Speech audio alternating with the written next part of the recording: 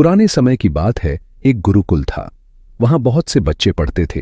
गुरुकुल के आचार्य सभी बच्चों को शिक्षा के साथ साथ नैतिक मूल्यों के विषय में अवगत कराते थे। उसी गुरुकुल में 3 गहरे दोस्त बन गए थे, श्याम, जुगल और प्रकाश। तीनों की दोस्ती बहुत गहरी थी। पूरे गुरुकुल में उनकी दोस्ती के किस्से मशहूर थे। गुरुजी भी उनकी दोस्ती से बहुत प्रभावित थे। तीनों एक साथ रहते थे, एक साथ अध्ययन करते थे, एक साथ खाना खाते थे। उसी गुरुकुल में एक राजकुमार भी पढ़ता था। राजकुमार अपने घमंड में रहता था। वह तीनों को बहुत नीचा समझता था। एक बार आचार्य जी ने सभी विद्यार्थियों को बुलाया और सभी को एक छोटे से पहाड़ के पास ले गए।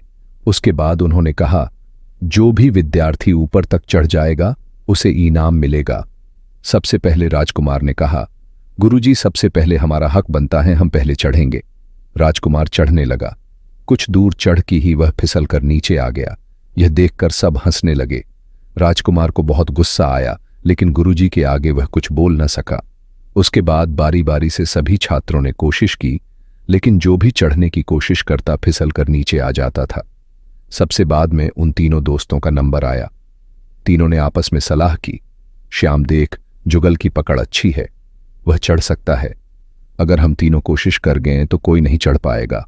हम एक काम करते हैं, मैं और श्याम नीचे से सहारा देंगे।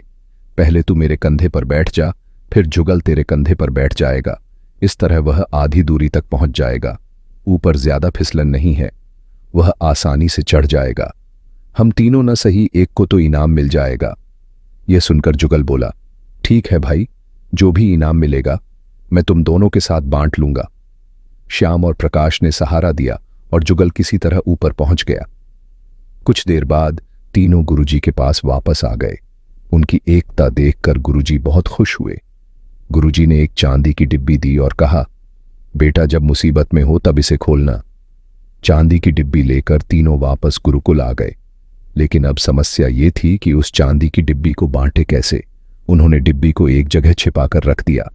उसके बाद श्याम ने कहा, हम तीनों में से जो भी मुसीबत में होगा वह इस डिब्बी को खोलकर देखेगा।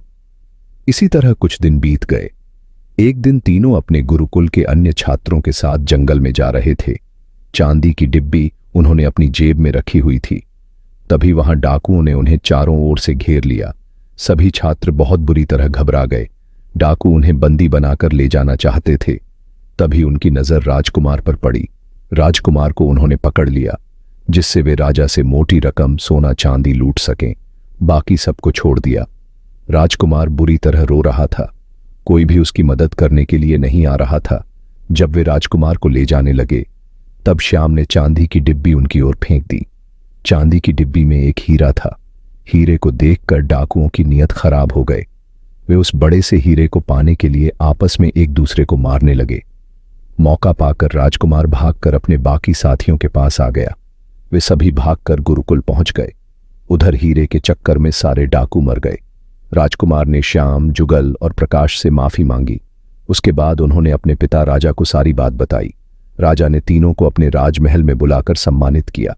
जब वे वापस अपने गुरुकुल आए तो उन्होंने अपने गुरुजी से पूछा, गुरुजी, इतना कीमती हीरा आपने हमें क्यों दे दिया?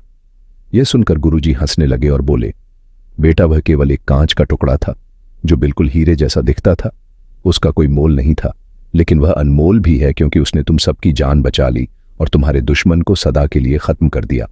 अगर तुम उसी समय वह चांदी की डिब्बी खोलकर देख लेते तो तुम उसे पाने के लिए आपस में एक दूसरे दुश्मन बन जाते। इसीलिए मैंने मना किया था। मुसीबत में तुम्हें हीरे से ज्यादा अपनी जान प्यारी लगी, इसीलिए तुम्हारी जान बच पाई। उस दिन जब मैं तुम्हें पहाड़ पर चढ़ा रहा था, तब तुमने एकता दिखाते हुए अपने साथी को ऊपर चढ़ाने में मदद की। गुरुजी की इस शिक्षा से सभी छात्र बहुत खुश हुए।